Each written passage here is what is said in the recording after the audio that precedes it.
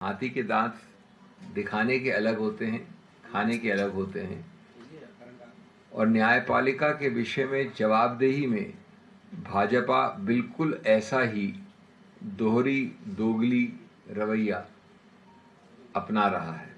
दोस्तों, 21 जुलाई 2025 को कांग्रेस ने, अन्य पार्टियों ने कटिंग अक्रॉस लाइंस और विशेष रूप से कांग्रेस ने निर्णायक संवैधानिक एक मोशन पेश किया राज्यसभा में, जो अनौचित्य के विषय हैं जस्टिस वर्मा के विषय में, और ये 63 मेंबर्स ऑफ पार्लियामेंट द्वारा हस्ताक्षर थे।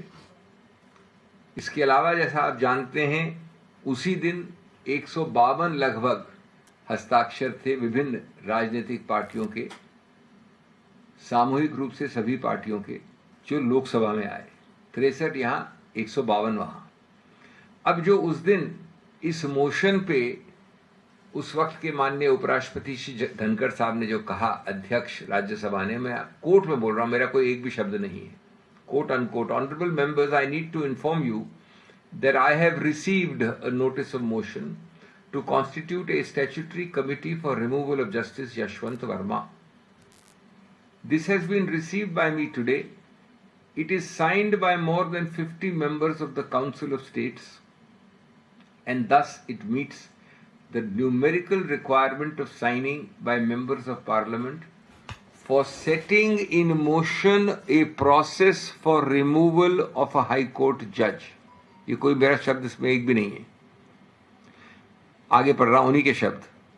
I direct the Secretary General to find out whether a similar motion has been moved in the House of People, the Lok Sabha, and this is being done for the purpose that under the Judges Inquiry Act of 1968, the procedure is different if a motion is presented in one house or if the motion is presented on the same day in both houses.